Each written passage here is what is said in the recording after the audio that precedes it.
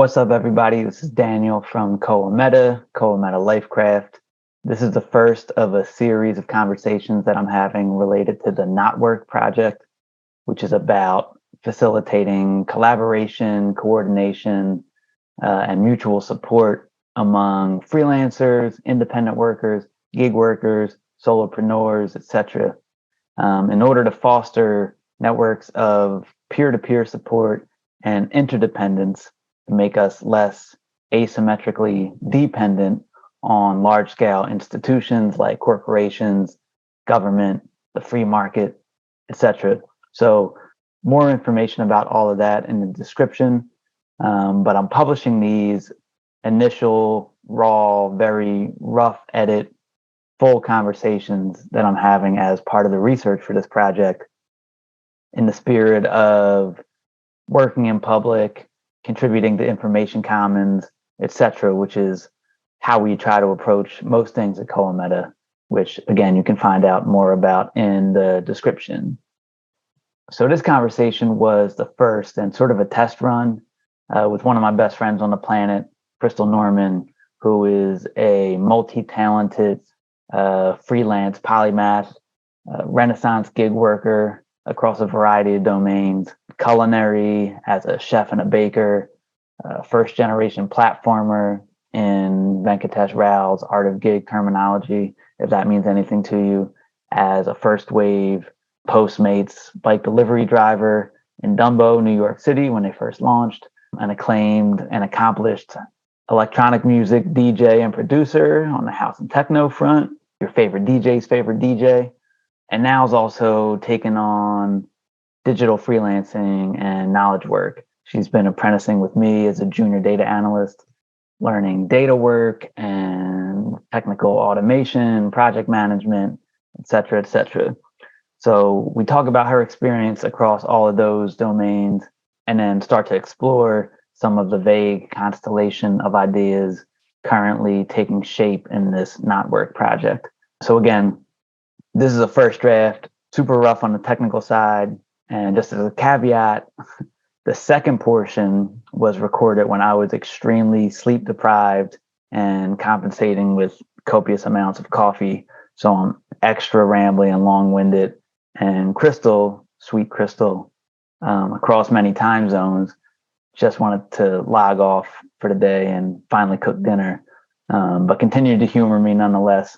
So shout out to Crystal, the real MVP for that. And with that, we'll just get into it and let y'all hear for yourself. So if any of these themes resonate with you, if you have feedback, reach out, leave them in the comments. A lot more of this to come.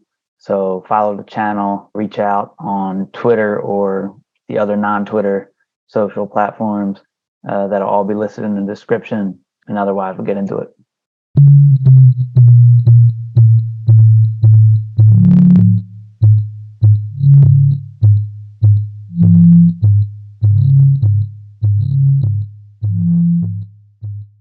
All right, so talking to longtime homie Crystal Norman today. Many lifetimes and lifestyles of history there, which maybe get into some, maybe won't. But yeah, so I guess I'll probably have people introduce themselves in terms of independent work, freelance work, any kind of history there or background you want to bring to the table. So like, I don't know, how would you describe yourself on that front? Sure, I'd say that right now I'm a learning junior data analyst. Been working with Daniel for about 1.5 years, possibly. But I come from a culinary background, I guess, music and culinary. So this is a new career change for me. I would describe it. Chefing in the kitchen, chefing in the lab. So you did like cook, baker, all that kind of stuff, right? Yeah, the service industry has a bartender. Yeah. And for basically all of them gigs, you were mostly like W-2, like paycheck employee, right? For Most of the time. I also did the bike delivery at some point in time, and I was an independent contractor from there. Okay. And with my DJ career, it's also independent contract, so it's considered freelance. Yeah. I mean, so that's like literal gig work. With the bike, was that like through a platform with the bike delivery stuff? Yeah, that was Postmates. Postmates word. And yeah, now I guess for context, I'm in the mountains and forests of Pennsylvania off the Delaware River, and you are very far from there. Yes. Out in what is it? UN headquarters, Geneva, Switzerland. UN headquarters, I believe that. Yeah, but so that's probably a whole nother layer of complications that probably won't get into this time, but might be worth talking about in the future. It's just like the overseas visa work complications and stuff like that. Yes. Probably neither of us understand them enough now to have like a serious conversation about it. Might be worth getting into when I think about, like just remote freelancer collaboration gig work, like across borders and shit, which is likely relevant. But all right, so for the Postmate stuff, that's like a typical sort of platform gig work thing, right? Like you register for the platform, but you're an independent contractor. They 1099 you. You interact with the platform, but you're probably not really interacting with anybody else, like any other workers on the platform. Is that right? Correct. Yep. There's a few orientations in the beginning, but after that, you're on your own. You set your own hours. You clock in, clock out, and everything's recorded. And yep, at the end of the year, so it's probably similar, like way Uber, Lyft, and them things work. Oh yeah, it's a similar platform. It's like Caviar, it's like Uber Eats, like that sort of thing. True. Right. How long did you do that? I was on and off for years, but I started so long ago. I started when the platform first started, in Dumbo in Manhattan, in New York City too. Oh, true. Yeah, but because it's so flexible, you could sign off or join in another. Say I don't want to work in the summer season, I'll sign off until winter. Okay, so you did it like sporadically, off and on, like over years? Yes. Yeah. Wow. So I don't know, just in terms of gig work, contract work in general, or comparison to like, paycheck work, any particular thoughts or things stick out about working like that? There's this dude, Venkatesh Rao, who's like an old blogger and independent consultant, sort of big content creator guy, thought leader type dude. He wrote this book called The Art of Gig about gig work. He's mostly coming at it from like consulting, independent consulting. But he talks about different types of gig work in different categories. There's like platformers, like people just working on platforms, and then people doing contract sort of work we're doing, which is doing what sort of work an employee would be doing at an organization if they had that skill set or whatever there, but doing hands-on work, what I consider actual work. And then consulting, which is like talking to leadership of an organization about ideas and strategy and whatever. And then he has this idea of above the API and below the API, where below the API is like on the platforms, when that work is all mediated by their algorithm or the API, and your like interface to the clients are like through that API, or below the API. And above the API is if you're not like algorithmically mediated. So like the way we interact with our clients is, there's no platform, there's no API or algorithm between us. It's just direct. So from that sense, what was your experience of doing that sort of platform below the API type work? Yeah, so throughout Postmates time, the platform changed. At first, it was beneficial to the workers.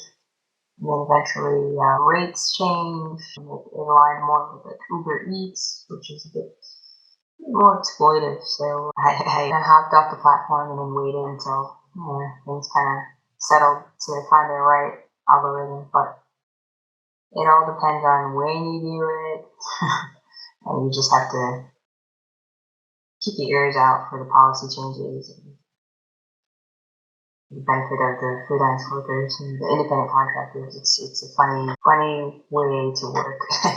Yeah, and I feel like the car service like Uber and Lyft went through that too. Like they had a little bit more beneficial rates at first, and then they're like, yeah, we're like wildly unprofitable and like not sustainable. And they kept like ratcheting it down. There's been like push and pull with like the drivers and like unionization attempts and shit. So yeah, I mean that's a whole wrinkle. Yeah, we probably can't get too deep in it, but so you felt that though, like rates changed. It wasn't as worthwhile, wasn't as lucrative. Definitely feeling exploitative, like as opposed to other forms of work that you had available to you. Oh yeah, when I was doing Postmates, I was also an hourly employee, so I was receiving a check every week. So I was doing that for the side job, and after a while, it was just pros and cons, like how much energy I'm putting out there, and versus what I'm getting back for 1 or 2 hours of work. You don't know how many times you'll be requested on the platform and how much you're going to make that night. So it was just unstable. Yeah. Cool. So then I guess compared to like the regularity and stability and predictability of paycheck life, also could be wildly exploitative. But at least you kind of know what you're getting into, and it's not like a moving target and shifting ground under your feet. Right. Yeah, policies won't move as fast as, say, these platforms. Yeah. You kind of know how much you're getting fucked when you sign up. Right. Yeah, that's why I prefer contract-based. Yeah, it's not like the surge pricing, variable algorithm shit, black box. Yeah. But then, so how would you compare that to, like gigging around as DJ, producer, creative, which, we've also talked about can be its own sort of Ponzi scheme. Definitely. The ins and outs of money flows and what you put out to produce and make music and the time it takes versus how much you're getting back. But it's all building a career. It's just like anything else. Putting your name out there, marketing yourself. So that's another job within itself that you don't see immediate return on. You just have to believe that you will be able to set the rates and be compensated. But it's a lot of work to get to that place. So that's what I do as a producer. I have certain rates for certain services, whether it's mix downs or remixes, like different people, different projects, and I like the control of being able to set my rate or negotiate. Yeah, no doubt.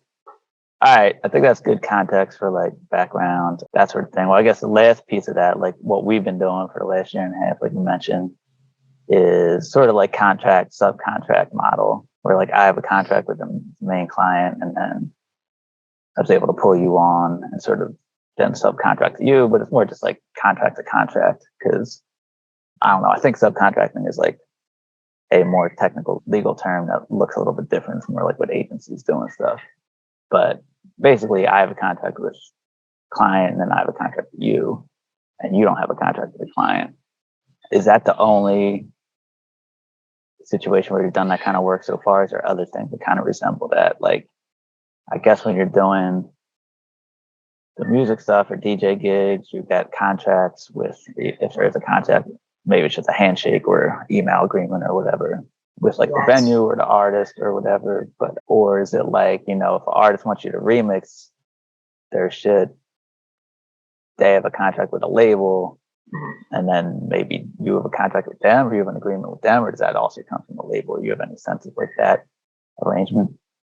So working with artists with labels, they have a contract for their art or license and everything. And then for me to remix it, I need to have a contract with the label as well.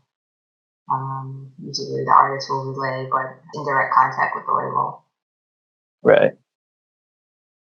Yeah. So was there any other sort of patterns of like contract and subcontract that's a similar to this arrangement, like with the contract with me and the contract with the client?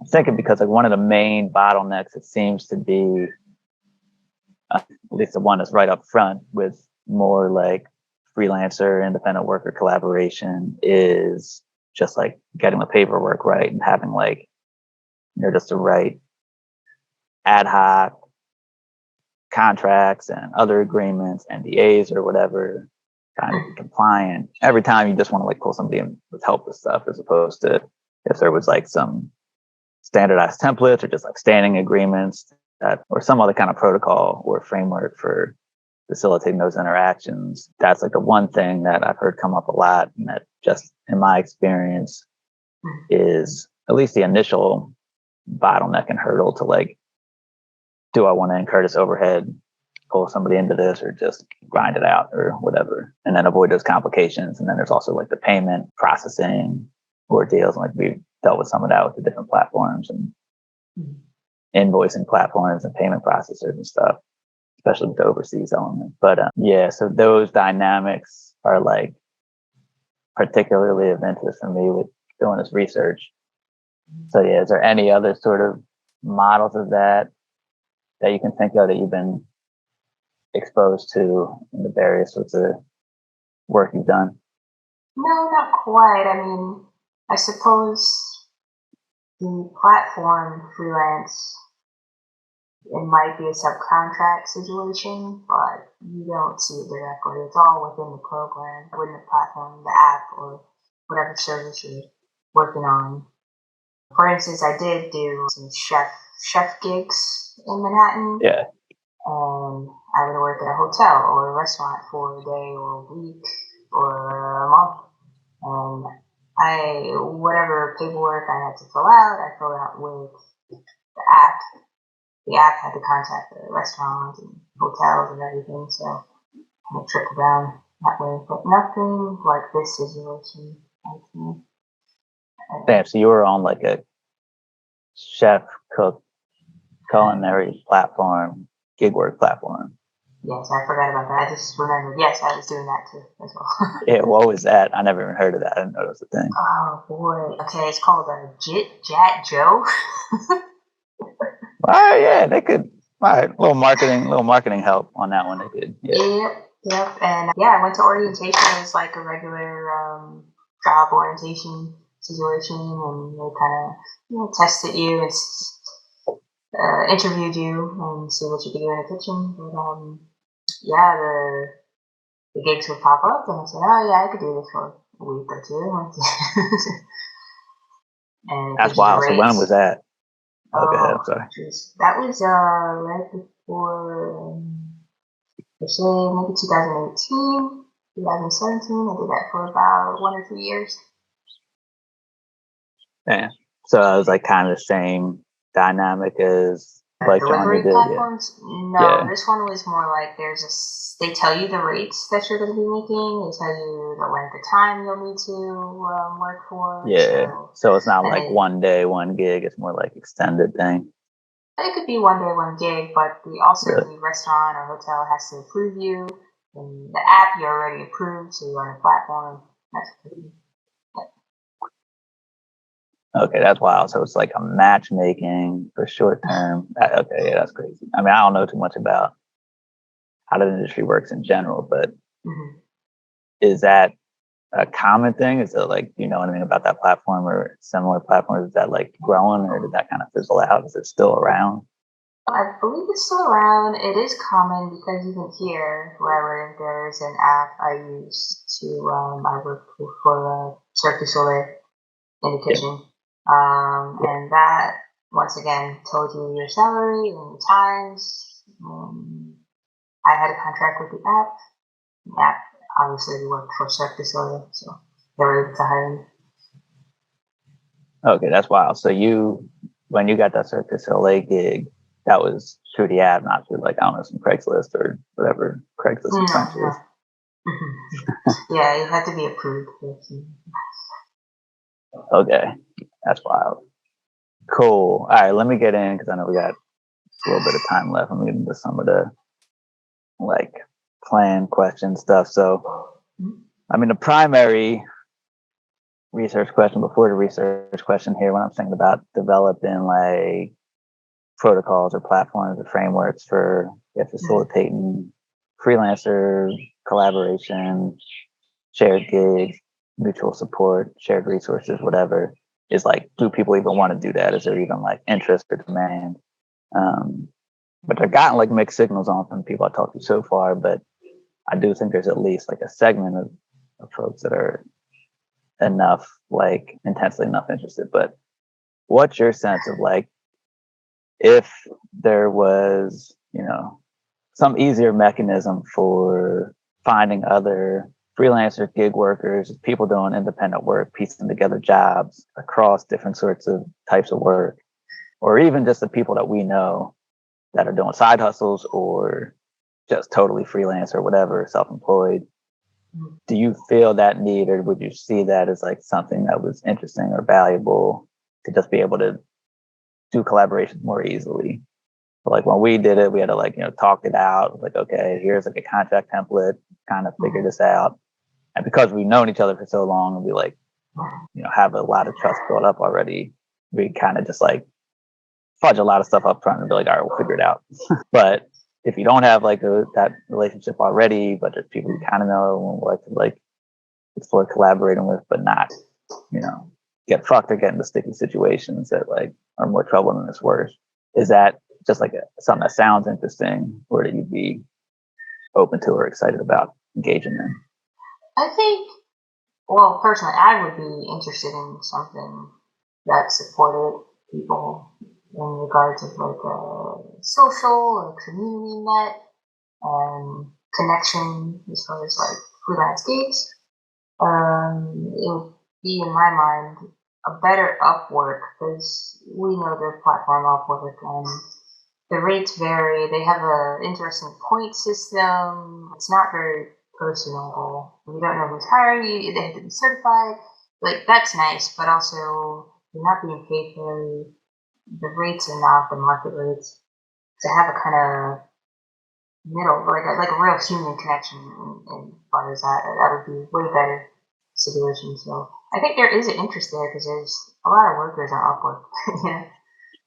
Yeah. And yeah, I think there is some value, and I think there's some people that would be interested in that more just like open platform marketplace where it's like purely sort of transactional and you're just kind of like out there, whatever, grinding or competing. Just like, I don't know, some people prefer to just be out shooting takes into the ether on Twitter or whatever. And some folks want to be like in the group chat, or like just like interacting with actual people they know, more or less. There's circles on Twitter, so people converse about these things a lot. Yeah. And then there's all kinds of gradations in between, like Facebook, like Facebook groups were kind of popping off for a while. I guess they probably still are, but Facebook's very strange. Yeah. Even LinkedIn. All right, cool. I'm not getting into LinkedIn. It's not getting into LinkedIn. But now, I mean, I think for the type of person that wants to like be on LinkedIn, like a LinkedIn poster, be like really out here posting on LinkedIn, they probably want to be just like on the platform grinding too, but also might be interested in like Twitter circles sort of functionality on like more tighter knit communities or more closed circle of things. And there is some other platforms like that are trying to pop up to do similar things. One I just seen is called Pollen. It's like $100 a month or something. Like, so like there's some wild shit. And then there's like more peer-to-peer, like open versions of that, or this whole thing that another thing that dude Venkatesh talks about is like, I think it's like third wave and fourth wave consulting. Whatever the latest wave is, I think he calls it fourth wave, is this more like collective sort of thing. Like freelancer collectives. It's this group called Other Internet. I think they're kind of like somewhat involved. They're like art people. I think they've been somewhat involved with like, Little Internet and like folks in that like internet art weirdo sort of circle. But they put out that shit called Squad Wealth. It was like a meme and like a blog post and like, a bunch of memery around that. But they're like an example. They're like a sort of research collective harping on that same thing. They're involved in like Web3 stuff now. And then 𝓴𝓸𝓽𝓴 and some other folks tried to experiment with that too, called Yak Collective, which I've been like poking around too. It's very like loose and chaotic and like variable activity at different times, like a lot of these upstart communities kind of are. But there's definitely experiments out there, and part of what I'm doing is like poking around in different ones, and none of them are quite fitting like what I'm looking for, what I would hope to see out of it. So I'm trying to see how much what I would like to see out of it is like also something other people would like to see out of it before I put too much time into trying to like build that out or create it, even at a small scale with like just like, circle of homies or something. But yeah, so there's a bunch of shit. I'll just send you some of that, but for us to think about further.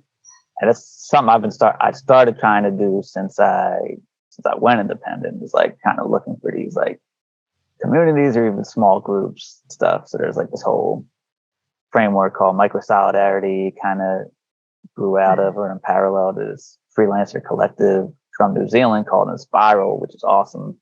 And there's different practices and a bunch of stuff around that too. So I've been trying to practice some of that, but get into that more another time. So let me try to get through some of these other ones. I know you got to go in a couple of minutes.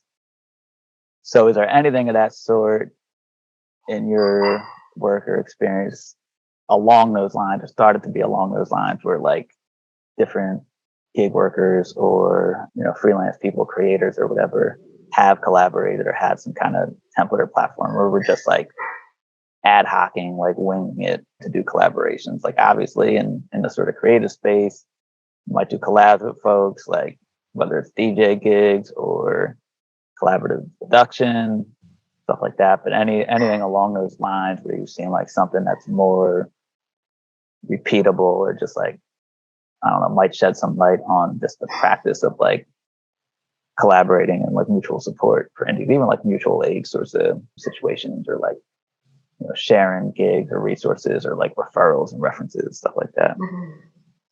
Yeah, me personally, I haven't got involved in any sort of thing like that. I belong to a few Discords, and I do see a lot of movement within those communities. They've been able to take things on offline and put out zines and parties and festivals, so that sort of thing. But yeah, that's my own experience. Words. Let me just quickly rattle off a few of the sorts of like features or capabilities, like affordances that I think would be useful here. So we talked about like the quick contract or subcontract generation or template or some kind of pre-agreement that's like somewhat standardized and like, frictionless that could just like make spinning up these formal collaborations easier. We talked about this in the past, so I assume that there's like, you agree that would be helpful, but yeah, any thoughts on that? Oh no, definitely a template or just a starter for people seeking that sort of thing would be great. I think people would want that. I would want that, just to even approach others with the idea that this could be possible, subcontract. Yeah, and I mean, even think like, if you have a circle of people, variety of skill sets or whatever, and you all just like kind of upfront have like some baseline agreement that everybody signs up for, and then you, for any given actual gig or collaboration, there's just like a smaller similar thing. Like if you have a standing contract, like service agreement with a client, then you do a scope of work for each like piece of work. So then you just fill in, all right, we got this thing in place already. Here's this little piece of work that's coming up. You'll do this much at this rate. Probably take this long. Otherwise, we'll revisit. You know what I mean? But just not having to reinvent the wheel and start from scratch every time. Yeah.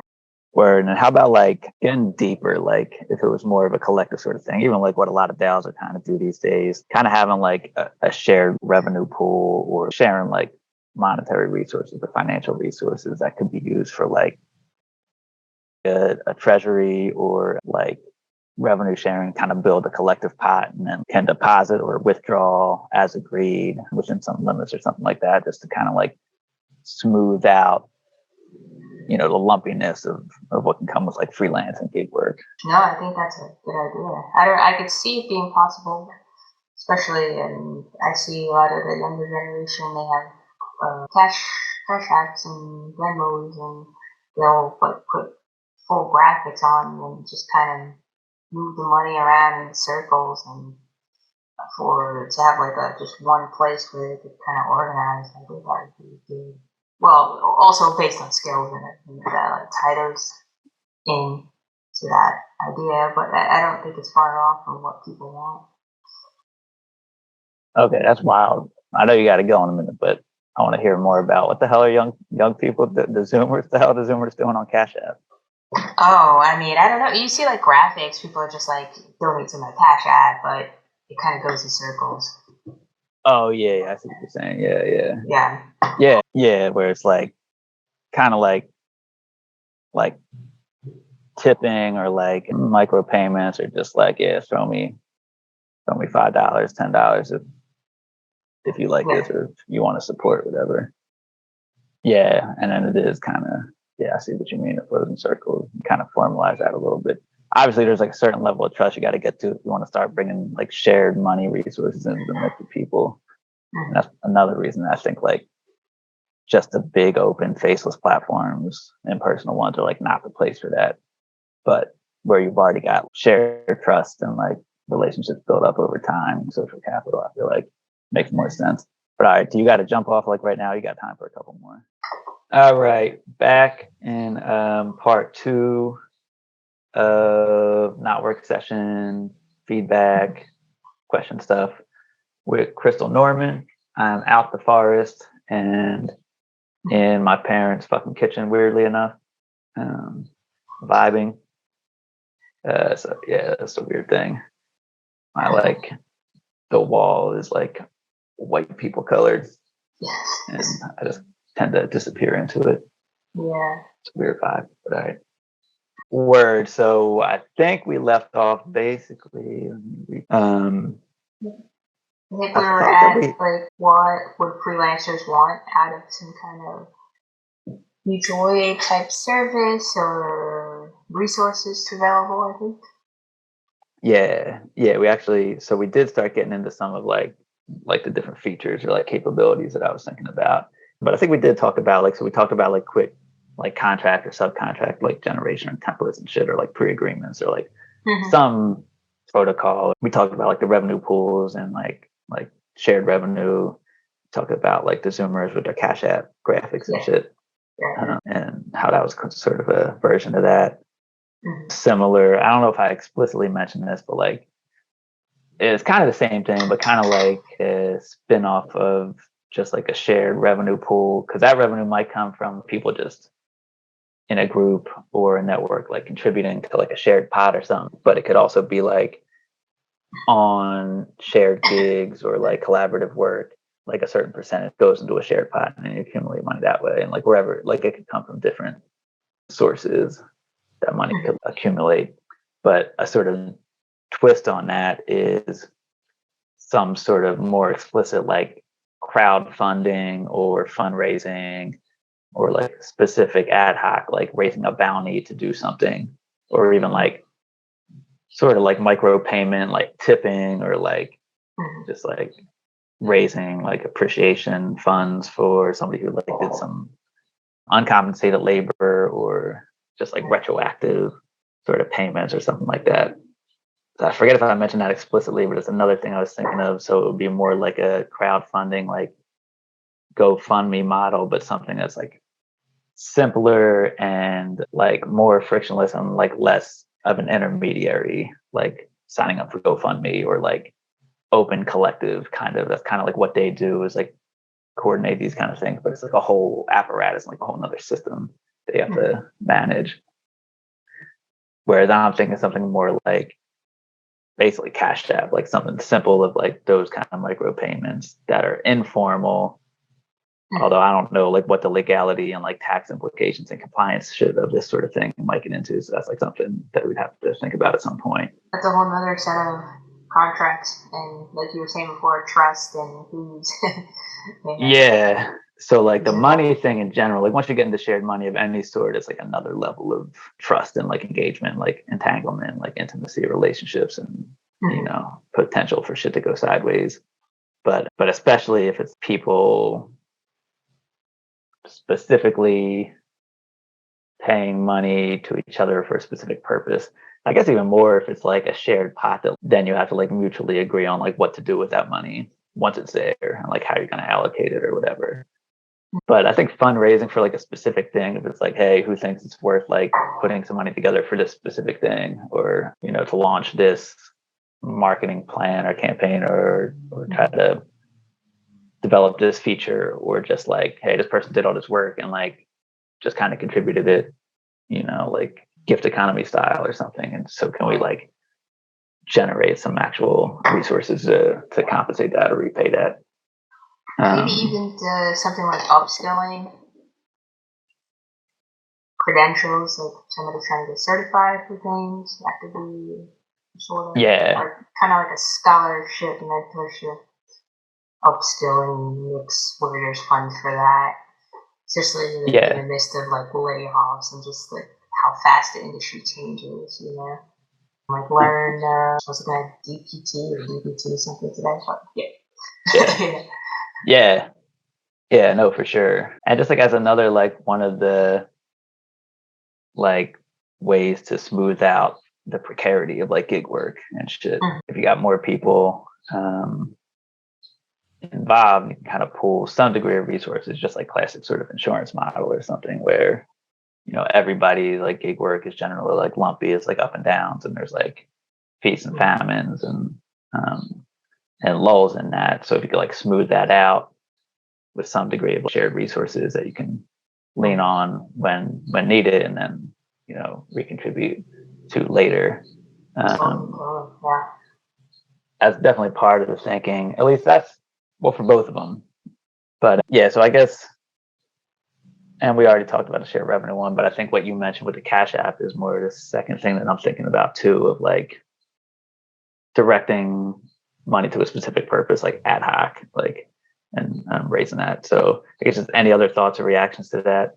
I do like the Cash App model, and I'm not sure. And like obviously any of these like apps are like some kind of an intermediary, but I feel like Cash App is like one of the lightest weight ones and one that like stays out of your business the most. Like even Venmo now is trying to like, you know, like take taxes out of your shit if they can tell that you're like like a contractor or freelancer getting money on it. Right. Yeah, I think Cash App is it. I don't know. There might be some other things, but yeah, that's the main one. Like there's obviously the GoFundMe sort of things, like traditional crowdfunding, Kickstarter. But yeah, anything else in that vein? No, but I know there's traditional models of that kind of thing, and I'm curious to look that up. As far as like mutual aid and sharing money. Trying to think of a specific name for it, but yeah, I think just to put that in a context of now, how has that worked in the past? Who's done it successfully? And that's sort of thing to research. Yeah. I mean, there's a long history of like mutual aid, you know, different communities. And then it kind of gets into just even like traditional co-ops, like traditional cooperatives, whether it's like a worker cooperative or like a buyer's cooperative, or like, you know, food cooperatives.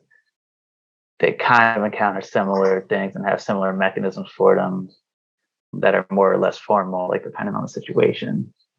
So yeah, there's like a rich history there to draw on. And then the other component of that too is just like alternative currencies, community currencies, like time banks, the mutual credit systems, things like Let's. There's a bunch of different ones. And so like I've been digging around those and I'm curious about all of that stuff too. And then like obviously like cryptocurrency and blockchain like plays in that space heavy, and that's like a lot of the theory of, I see like any like crypto Web3 like Schiller crypto bro at this point, just being like, bro, like blockchain solves this. You know what I mean? Because it is kind of the whole thing. It's like, yeah, Bitcoin is like, frictionless transaction. But yeah, there's like a whole just like technical overhead and bullshit and like scams and shit that I just like want to avoid with even trying to think about being like bringing blockchain or Web3 shit into it. I am tracking and like investigating a lot of those like platforms and products or projects that are like around that sort of thing, but I just don't see it as viable for like shit that I want to get involved in. And then I think what makes sense for like most people doing this shit, if they aren't already like tech bros like of some sort, you know what I mean? Yeah. Just from the complexity and the scamminess and the risk, like, because again, I'm thinking about trying to do this with like offline people too, and like people that aren't just digital freelancing, like people that are doing like real world like gig work or self-employed projects, like woodworkers or people making food or like doing farmers markets or whatever, like making crafts and like trying to sell those, or like maybe they have an Etsy or whatever, but are not like tech people and aren't going to be like on Discord and like on Uniswap, like swapping tokens and like staking and shit. Like it's just not going to happen. And I don't want to do it myself. Okay, so yeah, what's the simplest sort of exchange? That's something to look up. Yeah, and to keep it below a threshold, because even these like community currency projects, at some point, they like cross a threshold where there's like technically like tax implications and like regulatory implications and compliance and shit, and like need to be claimed. So like, yeah, definitely like trying to steer clear of that, but it just might not be possible. I mean, outside of like literal, just like cash, you know what I mean? Like cash in a hat. Yeah, I'm not sure. But yeah, anyway, any other thoughts on that one, or I'll move on to the next thing? Yeah, we could move on. Yeah, it's kind of, well, I guess with that, it's like also who's appointed, who's to say it's just like one person or one central thing. If it's like multiple people and like a network of, maybe there's ways to dodge taxation and complications. But yeah, that's that's the last thought on that. Yeah, word. Yeah, I mean the actual implementation and like how you're gonna execute it and manage it, like, yeah, that would remain to be seen. And most of this shit, my assumption underlying most of it is that like, at least at first, it's going to be a small circle of people that you already have some kind of relationship and like mutual trust. So I think we already talked about that. But I'm not making like the crypto or blockchain assumption of like trustless, like permissionless, just like anonymous, rando transactions and all algorithmic and whatever. It's like, this should be with people that like you already know and like have some level of rapport and like social credit and like mutual trust and relationship with already. So like, starting from that point, you can like fudge a lot of the details and just be like, trust each other to figure it out, even if it's not super formalized or like set in stone up front. But there still has to be like general agreement, consensus, and like it's just like mutual interest in like doing the same thing and understanding of what that thing is going to be to some level. So yeah, that's like where my mind's currently at. I'm stuck with that. Yeah, I'm thinking even maybe not even just one central thing, maybe like several. Like there will be a framework you're building for it, and just like people will take on their own groups. Yeah, no, 100%. Yeah, the way I'm mostly thinking about it, like this whole thing, like the whole broader like indie freelancer coordination collaboration framework stuff is, and I might already said this too in the last time, I don't remember, but less like trying to build one like centralized platform that's like one size fits all and that everybody would use the same thing, but more like a set of like practices or protocols with like maybe some example implementations or like reference implementations in different existing software or platforms, or just like a set of principles and rules and capabilities that the thing would need to have. And then, yeah, different groups can try it out and test it in different contexts and then different actual technical implementations, or, adapting parts of it or whatever. But I'm more interested in developing, like general frameworks and protocols than like a specific technical solution or like product or app or like platform, something like that. And in that way, especially if it's low scale, if it's like smaller scale and like lower key, especially with some of the more dicier like tax implications and compliance shit, you can probably get rid of that. And the more decentralized, like if it's well, this actually kind of segues into one of the next things, which is, and we kind of got into this a little bit when we were talking about scale and like communities and not being like just one big open network, just like totally public facing, large scale, like Twitter or something, but like smaller, more personal groupings. And then like those groupings could somewhat overlap, or people could be part of multiple ones, or like there could be some larger structure where there's like multiple groups that then are sort of like encompassed in this larger group, in that sort of like nested structure people talk about as like either like a fractal structure, or people talk about holons and holarchy, where like each unit is also part of the whole, but there's just different scales of like definition. So like you were mentioning, like how Twitter circles has this kind of functionality now where you can like define smaller spheres of community or relationships within the broad network. That's one of the other like core sort of capabilities or affordances I'm thinking about too, is like being able to define those different structures on different scales. So like it could be a set of 5 people, and then there could be like 3 sets of 5 that make up 15. That's a different sort of group, and there's a different dynamic and like different agreements between those people and those groups than there is within each individual like set of 5. And each one of those might have some kind of shared resource pool with different rules or whatever, or different kinds of all the different shit we're talking about. So yeah, that's sort of the next one. I think about it as like either like Dunbar numbers architecture. This like anthropologist Robin Dunbar, who has this whole thing of like traditional human communities were in like scales of like 5, 15, 50, and like 150 or something. And like 150 gets touted as a Dunbar number, and that's like the limit of like real cognitive ability of like maintaining human relationships for most of us.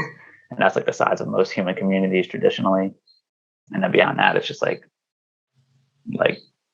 faceless crowd sort of thing.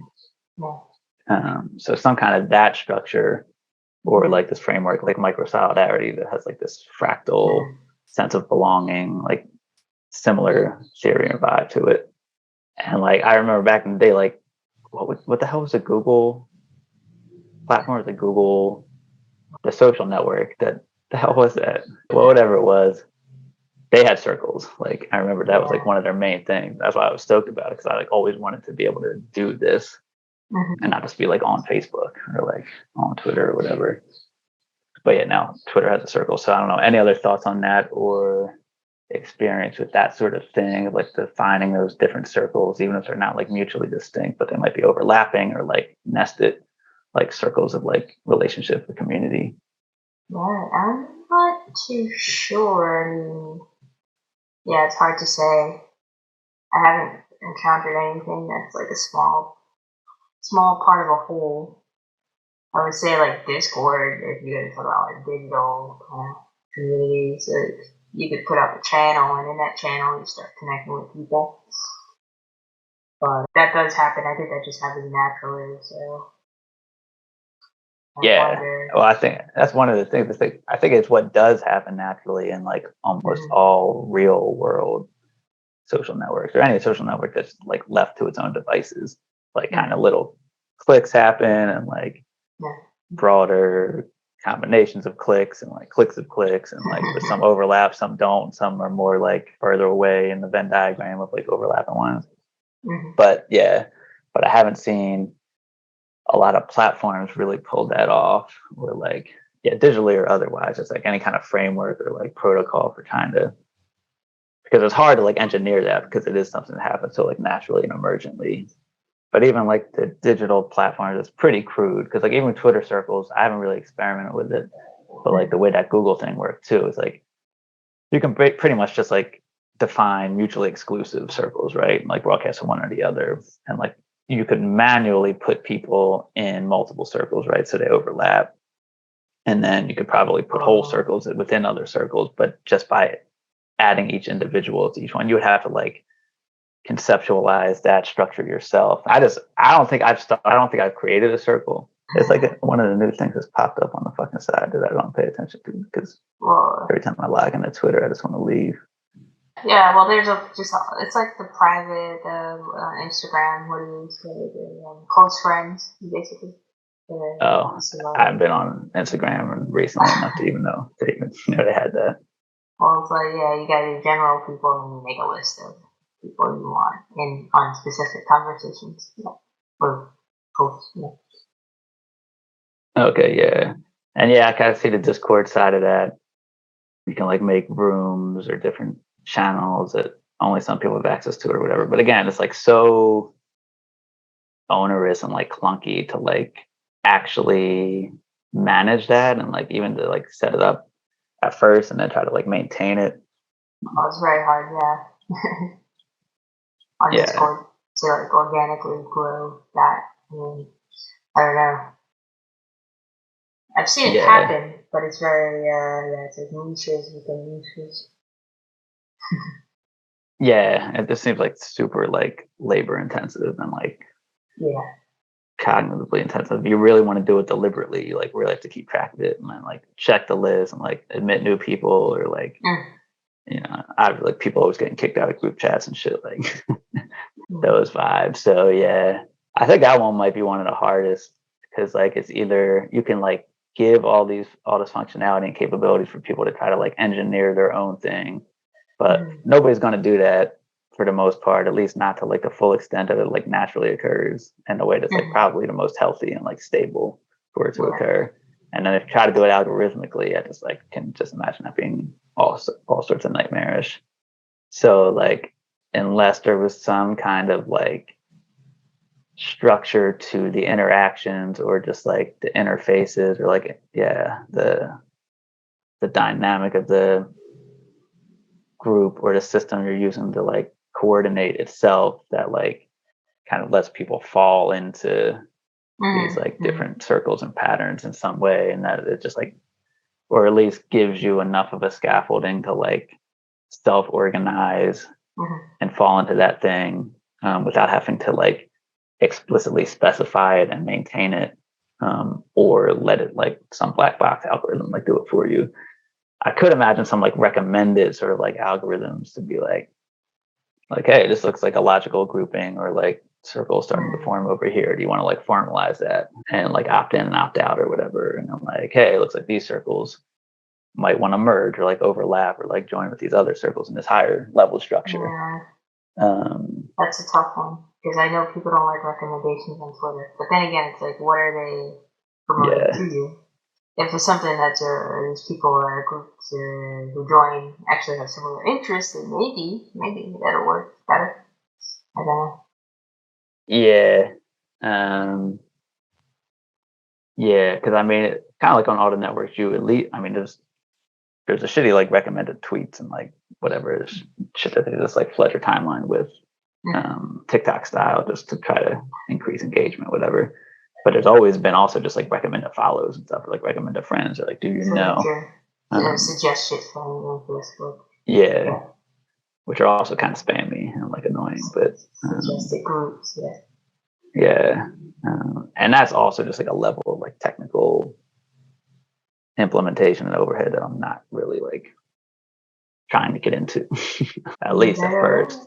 Yeah, it's all part of the cultivating communities.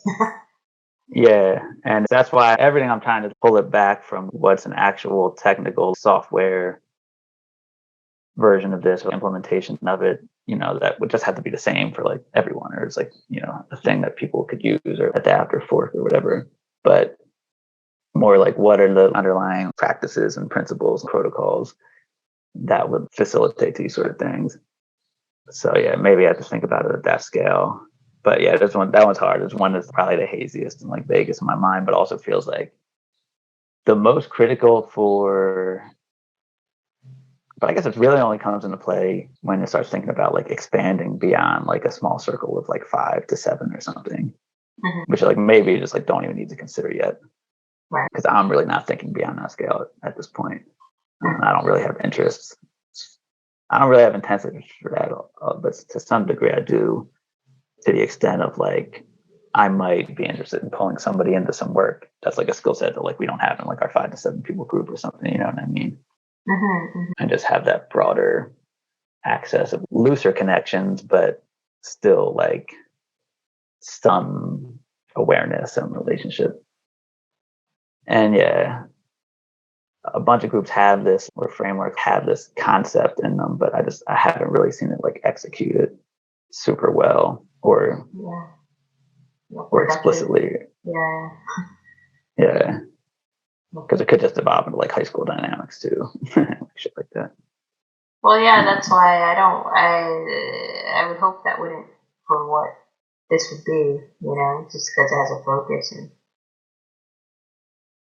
protocols, like and things like that, like frameworks that are contained that sort of thing. But it is kind of inevitable, I don't know. But hopefully there'll be some prevention in line. And I guess that's like best practices that kind of comes back to that. It's socially. Yeah. I think like the shared purpose and the reason that people would be doing this in the first place, it would hopefully help with some of that. Just like, you're not just thrown into this situation like it is high school or something, or it's not just like the workplace. It's like people deliberately and like voluntarily engaging in this thing. But yeah, at some point, you're right. Like, it's inevitable, like just human relational dynamics and like social dynamics and any kind of human groups are going to develop some kind of weird, like high schoolish, cliquish like behavior at some point. But it's not all negative, but definitely can get like toxic as shit. There are probably some like safeguards or at least like warning signs and red flags to like look out for and mediate would be necessary. But yeah, I mean, there's a whole skill set around that, or a whole like specialty or like discipline around like communication and transferring of goods and services. Expectations. Yeah, but even like mediation, real disciplines with like history behind them, like research and practice, like long communities of practice, and like flat organization, even consultants that specialize in that kind of either implement or assist anti-authoritarian, non-hierarchical organizations or non-violent communication. Like, there's all kinds of shit in that space too. But yeah, so that one's probably deep and sticky. The other ones I think are pretty straightforward and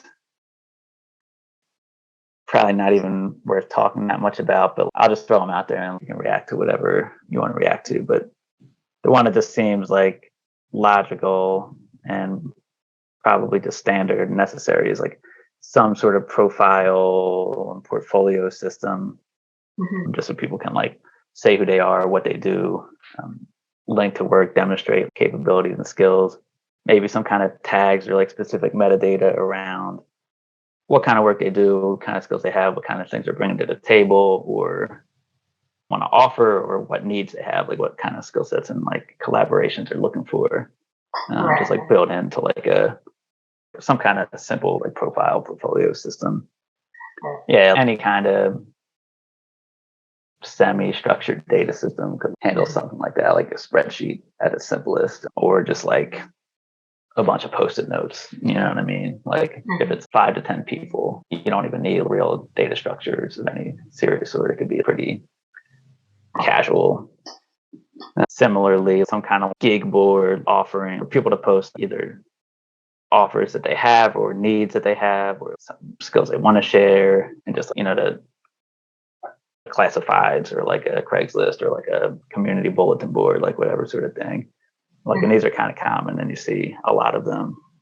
And then lastly, which kind of like tags into all these things too, but I'm also interested in your thoughts or experience or anything like that, is something that's weird with freelancers too, is referral fees or finder's fees sort of thing. So like if you pull somebody into some work and it's like you're subcontracting or just contracting, it's like, okay, you just like, you agree on, what the compensation structure is or whatever.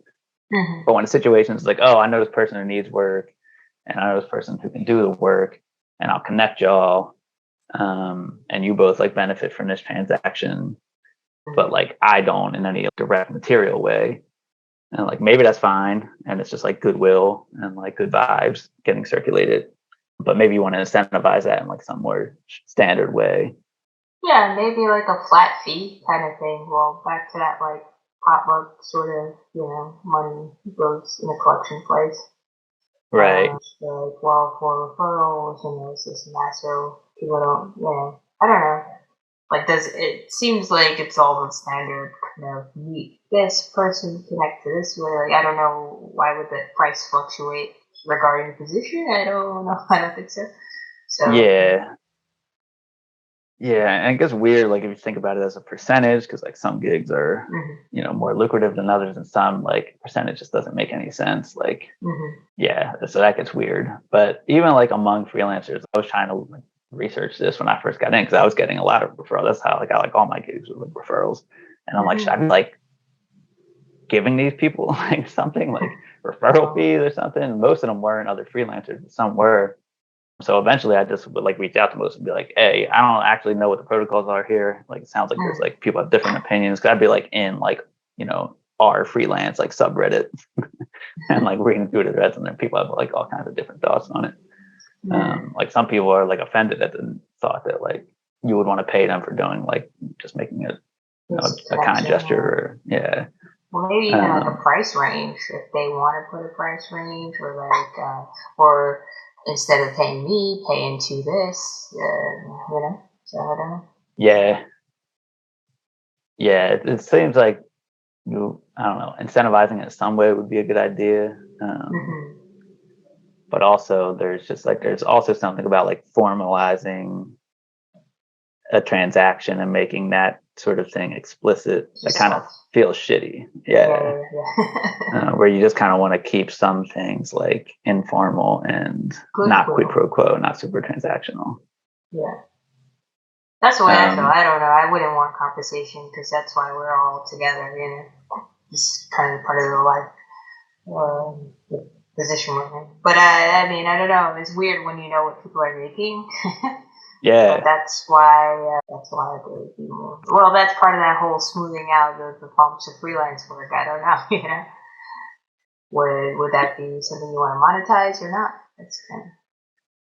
Yeah, I mean, it kind of that dynamic kind of applies to this whole thing, honestly. And so I want to say something on that before we get to that. So, with any of the other like gig work you've done and platforms you work for, have you encountered anything like this, or like any kind of expectations or like norms or like conventions, protocols around finders fees or referrals, or even like, like I'm thinking of more to like the platformy apps. I guess there's just no mechanism to really where that even really happens, but they're the only places I could see it maybe existing, because like something like, I don't know, like DJ gigs or whatever, like, that's like super informal and like, can be, but I don't know, is there involved, right? Yeah, so if there's like agencies or even like, I guess in like production and shit. Yeah, finder's fees in that case is like 10%. That's what the flat percentage is. So how does that work? For agencies? Yeah. I mean, I haven't done it. I've been proposed it, but there's 10% off gigs, 5%. So you kind of negotiate the percentage, but you don't know how much you're going to pay for the different gigs. I mean, they do the work, so they set the prices, negotiating. But but for platforms, I know you just get charged a fee. I think it's Yeah, it's just percentage wise too. And every paycheck they Yeah, take a certain amount of money from. right. So that's like from the platform itself, but there's no Mhm. like peer-to-peer sort of like referrals or like anything like that. Not even really like peer-to-peer like interactions on those things mostly, right? Yeah, I mean, it can be. Well, the peer is the app. You talk to some workers sometimes. They'll try to like, hey, Uh, oh, we see your profile here. Like they'll message me or email me, independent of the on the platform. But but people who work for the app, like the platform, do, yes, yes, not like other gig workers using the platform, no, no. right? Yeah, that's what I'm wondering about more. Because platform, yeah, I guess platform is even more like an agency. Like platform's kind of the agency, and yeah, Totally. they're gonna take their percentage or whatever.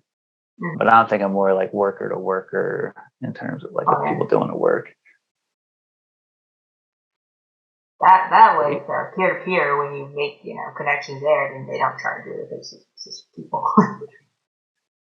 yeah, but is there even any way, like I guess on like the delivery app, like on Postmates, there would be no way that somebody's like, oh, I got this delivery, but I can't do it. Let me kick it over to this person. They'd just be like, I can't do it, and then the app would like reallocate it, right? When I started, they had something like that. You could Oh, message really? the other person, yeah, and be like, "Oh, I'm stuck. Like I have a flat tire." So you message another work, or dispatch. You contact the dispatch and it reaches out. One part did that original person just like not get the money, like not get any money, and did like would they No, get they got the money. anything? Yeah, you Oh, don't did get they? anything. Oh, oh yeah. Well, I can see why that didn't last. Yeah. Um, okay, that's interesting. But yeah, the other thought I had was where it is kind of like there's like recruiter fees, kind of, right? Like if you recommend somebody else to sign up for the platform or something, like you might get some kind of bonus, and they might get like a discounted, I don't know, something or other. Or they might get a bonus for signing up through your link or whatever. Like there's those kind Totally. of incentives, right? Yes. But that's kind of like where it ends. I assume it's like kind of worker Yeah. to Just that worker. initial. Yeah. Yeah. All right, word. But yeah, so the other thing I was thinking with like this whole shit, and I was talking about this earlier on the call I had earlier, is in that world of like, well, first of all, just like we've been talking about, where my initial thought is like this is like a small circle of friends who like already have trust and like, like a rapport build up and relationship. Like I wonder how like necessary it even is to have like explicit frameworks and making the shit more formal, because it kind of makes things weird to some extent, and you kind of want to just like be doing like favors, not make it all quid pro quo. But a couple of reasons that I think it does make sense, and like what my motivation is, at least, and some of the people I've talked to, is like, for one thing, it's just like it's clunky and like high friction and like just annoying to it's like it's an impediment and like a bottleneck and friction for a reason that this doesn't happen more often, because you have to figure everything out from scratch, and like there's no like ready-made frameworks and quick start like ways to just like seamlessly initiate and execute these sorts of collaboration coordination. Right. So you have to do it like informal, and then it's like kind of like, is it worth the effort? And you got to like explain things every time and like deal with the uncertainty and whatever. Yeah. Like having some level of like formality and like structure to it seems like it makes sense, and especially as people are like, you're not just like doing someone a favor once in a while and like helping a friend move or something. You're like trying to both like put together like livelihoods, like Yeah, um yeah. like actually make. It's transactional. If it involves work in any kind of form, I think people want to be protected in some kind of way. It's not as casual as it may like we want. So that's the reality. Yeah, yeah, and it's like the stakes get higher if you're like Yeah. doing more and more serious shit, and if you want to do like serious amounts of work and like make serious amounts of money, Mhm. then it's like kind of rises above the level of just like, bros helping each other out or whatever. But like the dude I talked to earlier was even saying like he kind of has an agency, and he brings other freelancer friends and like former people he's worked with into different work. And he's like, and I was asking him about contracts and stuff. He's like, yeah, we just kind of like don't do it now. We just Like we were kind of like friends and we know each other and we just kind of like figure it out. And I'm like, hey, that's cool, but it sounds like messy. Like it sounds like potentially messy. It could get messy. Yeah, the potential is pretty high. But it sounds like that's more like kind of gig by gig, and I'll have like a project, and they probably like, and I'm like, how do you coordinate? He's like, have a Discord or like you're on Slack together, like a shared forum or something. And he's like, we just text. We just like text. Oh, yeah, no, that's stressful. Yeah, some people like that, but Yeah, but I think it's just that level of like formality for now, and they'll be like, hey, we got this gig, and like, we can potentially get this much. You can make this much, and like then they probably just do it, and like. But again, it's like that's not super repeatable. You have to go through those motions every time, like ad hoc from scratch each time. Is that okay?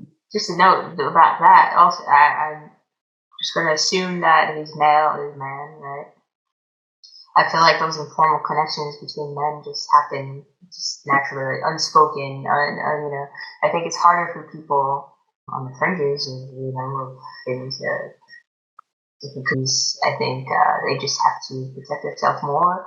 There's not like, well, we don't make the most money, it's just not that protection is there, so it just becomes less of just a formal like handshake or just like a text, Also, they're more conscious of like, oh, this is work, it's becoming work, like this relationship is changing, so maybe we should have some things in place. That's how I view that. Yeah, no, that makes sense too. Like. Whether it's like marginalized folks that are like just used to getting the short end of the stick on these sort of situations, and like the status quo business as usual is like mostly just likely to break down that way, or like with women and just like the historical assumption of just like uncompensated labor of like all sorts and doing that kind of shit for sure. And so this dude, like the agency he has is like him and his wife.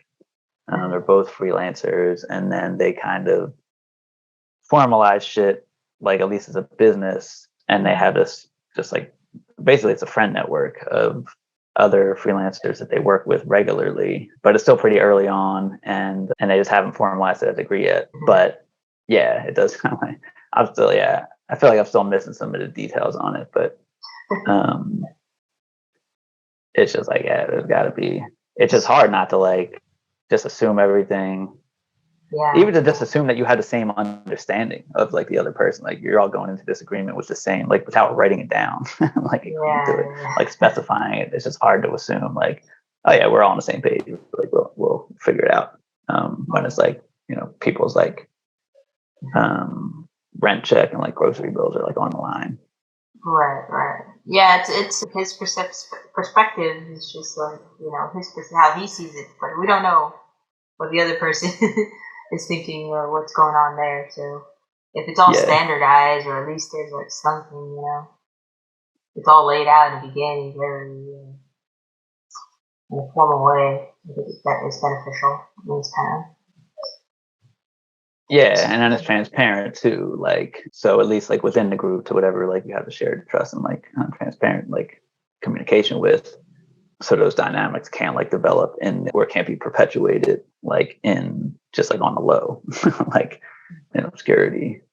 So but there is this tension between like how over formalized you want to formalize like and transactionalize like close friendships. But I think the more we blend work with friend livelihoods, like regardless of what you call work or consider work, like it's like livelihoods, it's just inevitable to do it to some degree, and yet just kind of necessary and healthy in some ways for the reasons you mentioned too.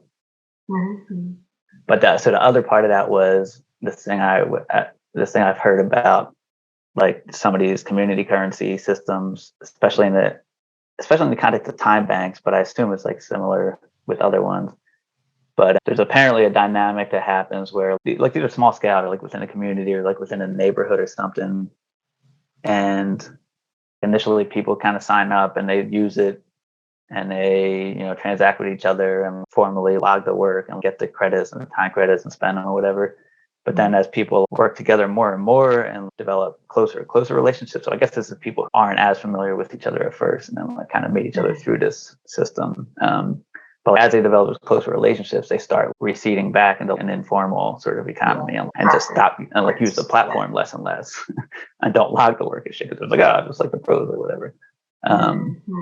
So that's something that gives me a little bit of pause where I'm like, is this just going to be a self-defeating sort of thing? Like if you're successful, you actually don't need it anymore. And I'm already like, and I'm thinking about starting at that place where in theory, you have those close relationships already, so you don't have all the other uncertainty and weird shit that can take place and can smooth over some of the, wonkiness that's bound to take place and system breakdowns or whatever that are likely to happen. Have some shared like trust and shit built up and like history and relationship there. But I'm like, does it inevitably lead to people just not using the system the more intimate they feel with each other or whatever, the closer they get, which like I don't know. I say, if you find it Ponzi scheme. Yeah, I wonder. Because that is a thing where it's like sustainable until right, like once people are comfortable, and then maybe that's the goal. Like it's fine. Like if people are comfortable enough with it, then it sort of obsoletes itself. But and maybe it's just like maybe it doesn't need to be permanent. But I don't know. I also think those norms will change a bit as people are like more and more reliant on that for their livelihood, for the real bulk of their work. I think a lot of these community currencies, like, and like time banks, is like, you can trade like a loaf of bread you braid for like a back massage or something, or whatever. Right. I was like, all right, but like I need to pay my rent like at some point. So like we're not like, unless the landlord's in the group. Well, like you said, it's about the instability of freelance. So I don't know. Is it just the nature of freelance? Like, I think I don't know. I trust, or maybe you just have to survey. But freelance kind of goes on, and people are always searching, always looking. Yeah. And again, I think with the focus on it as real substantive work, your livelihood, and less like hobby. Although I do want to support some aspect of that as well. I want people who are doing crafts and hobbies to be able to incorporate that as part of a livelihood, so that we can unbundle shit from strictly shitty corporate client work or whatever and get some actual sort of support and compensation for other sorts of value creation on a lower scale, not always commercially recognized or compensated shit. But yeah, I think it will be a weird, tricky dynamic on that stuff. But also, I do think as more and more people are doing gig work, gig economy stuff, and freelance stuff, and less dependent or have less and less connection to regular paycheck work, those norms I think will just shift, and then we'll just be like, yeah, like we're really good friends, but like you're gonna pay me for this fucking loaf of bread, just because if you just recognize it, value has to circulate somehow. And I guess like in terms of all the sorts of work that you do or have done or could do, what sorts of things? Obviously, there's the data analyst sort of work that we're currently doing. But these sort of platforms, I'm trying to think about like, more holistically about all the things that people do that are valuable. So the creative side of things with music or like baking, you know what I mean? Like all the different shit. What sort of scope of things would you potentially like want to put out there for like folks to potentially engage you about? Well, I guess about like music and production, I always say I'm an open book. Like I offer to be a mentor to people as far as like the technical engineering side of sounds, and even like cooking, baking, that sort of thing. It's just that I have many skills in different areas, so I would just want to know what people would want from me. Yeah. General idea out there. Yeah, and that's what I mean, to put out there for whatever the arrangement is, if it's people paying or some alternative currency or like what sort of gigs or skills. So would you be like, yo, I do data work, I DJ, produce music, I bake, like hit me up about any of these things if there's gigs, or obviously people want to learn, then I can teach you about these things, but also I just like do them if you want to hire me to like do these things.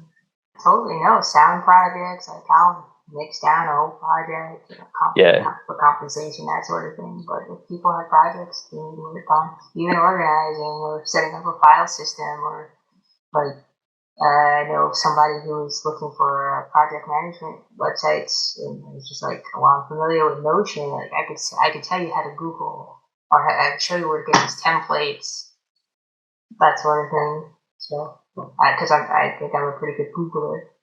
So, Yeah. leading people to their answers, figuring out it all. Word. And like video projects, even like video editing Yeah, and shit. editing. Like basically think about like your Upwork profile. You'd be like, yo, I do all these things. Like, graphic is that like design the scope work of I things? could do. Design, yeah. Yeah, painting, all kinds of shit. Yeah. All right, cool. Yeah, because that's what I'm trying to get. Also, is like whatever. This is what I mostly do for money, but I also can do these things, and I would like to actually do more of these other things. So if I could like shift some, allocation of time, effort, and resources, because I can actually get paid for doing this other shit, I would like to do that. That's one of the main things I'm interested in about this too. It's like let people have more well-rounded lives and not just be like pigeonholed into one sort of work that you got to do 40 hours a week or whatever plus. So yeah, I'm trying to get a scope of like all the different things that people would want to put on offer on a platform like that. So, all right. Any last thoughts on that or anything else? Otherwise, I'll let you go. I can make dinner. Finally. No, I believe that there's just a lot of people searching right now. Like their priorities have shifted after COVID, and just like you said, just trying to be more well-rounded or compensated for things that they can do without the limitations of like school and experience and like work experience, but they have experience doing their own projects or making their own stuff that people would actually pay for. So I think something where they could showcase it or exchange it with other people. Yeah, no doubt. In a framework, in a system, though. Yeah. And I actually think it could help the development too, because like you have this broad network of people with all these different skills. Just the skill sharing aspect of it, and like you said, kind of the training mentorship sort of thing could be super valuable in that aspect too. Word. All right. I know I said this would be like 15 minutes. I think we went like hours. So That's good. But it was good. No, yeah. So thanks for that. No problem. Yeah, it's good shit. I'm getting a lot to think about, a lot of material out of these conversations. So it's just good. So all right. Yeah, appreciate it. Have a good rest of your night. And you'll probably do like follow up in a couple of weeks on some of this stuff too, as other stuff comes up, and spitball more and kind of workshopping more. Yeah. So yeah. Cool. Until next time. All right, man. I mean, have a good one. Get to sleep later. Yeah. Oh yeah, true. All right, later.